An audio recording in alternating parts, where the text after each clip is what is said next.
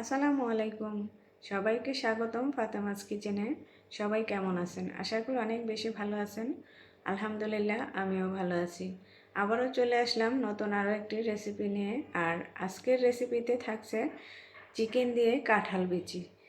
আশা করি আজকে আমার এই রেসিপিটিও আপনাদের ভালো লাগবে। এর জন্য আমি প্যানে দিয়ে দিলাম পরিমাণ মতো তেল।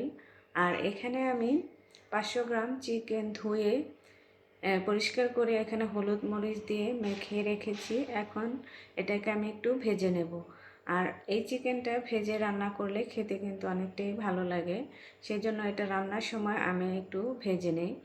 এখন চিকেনগুলো দেওয়ার পর আমি 1 থেকে 2-1.5 মিনিটের মতো ভেজে এটাকে উল্টে নিচ্ছি। আর খুব একটা বেশি ভাজার দরকার নেই, অল্প ভেজে নিলে এটা হয়ে যায়।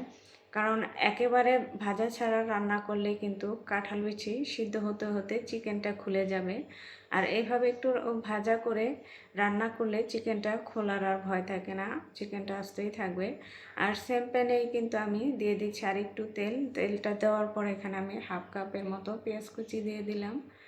আর পেঁয়াজটাকে এখন নেড়ে চেড়ে ভেজে নেব। আর এখানে দিয়ে দিচ্ছি শুকনো মশলা, দারুচিনি, এলাচ, গোলমরিচ, লবঙ্গ, সব ধরনের মশলাটা দিয়ে পেঁয়াজের সাথে একটু ভেজে নিলাম। আর এখানে আমি একটু সামান্য পানি দিয়ে নিলাম যেন পেস্টটা পুড়ে না যায়। আর এখানে দিচ্ছি আমি আদা পেস্ট, রসুন পেস্ট 1 চা চামচ করে দেওয়ার পরে একটু ভেজে নিলাম। আর এখন দিয়ে দিচ্ছি গুঁড়া মশলা, হলুদ গুঁড়া, ধনে গুঁড়া, মরিচ গুঁড়া, জিরে গুঁড়া, গরম মশলা গুঁড়া আর পরিমাণ মতো লবণ।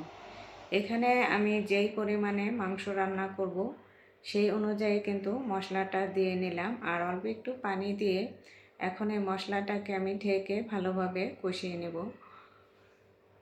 আর এটা 2 মিনিটের মতো কষানোর পর এই যে আমার কিন্তু মশলাটা কষানো হয়ে গেছে। আর এই যে এখানে আমি কিছু পরিমাণে কাঁঠাল বিচি পরিষ্কার করে নিয়েছি। এখন এই কষানো মশলার মধ্যে দিয়ে দিচ্ছি কাঁঠাল বিচিগুলো। কারণ এই কাঁঠাল বিচিটা কিন্তু রান্না করতে অনেকটা সময় লাগে, সেজন্য এটাকে আগে একটু সিদ্ধ করে নিলেই ভালো হয়, সেজন্য সিদ্ধ করে নিয়েছি। আর এই যে আমার কিন্তু কাঁঠাল বিচিটা অনেকটাই সিদ্ধ হয়ে গেছে। এখন ঢাকনা খুলে এই কষানো কাঁঠাল বিচির উপরে ভেজে রাখা চিকেনগুলো দিয়ে দিলাম। এখন দেওয়ার পর আমি দিয়ে দেবো ঝোলের পানি। আর এখানে কিন্তু আমি গরম পানিটাই দিয়ে দিচ্ছি আর সাথে দিয়ে দিচ্ছি কয়েকটা কাঁচামরিচ। অবশ্য রান্নার সময় গরম পানিটা ব্যবহার করলেই কিন্তু তরকারির টেস্টটা অনেক বেশি ভালো আসে।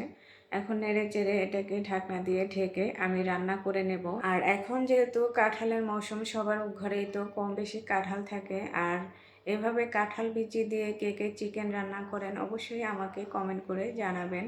আর এদিকে কিন্তু আমার তরকারিটা রান্না হয়ে গেছে। এটাকে নামানোর আগে আমি কিন্তু 1 চা চামচ ঘি দিয়ে দিলাম।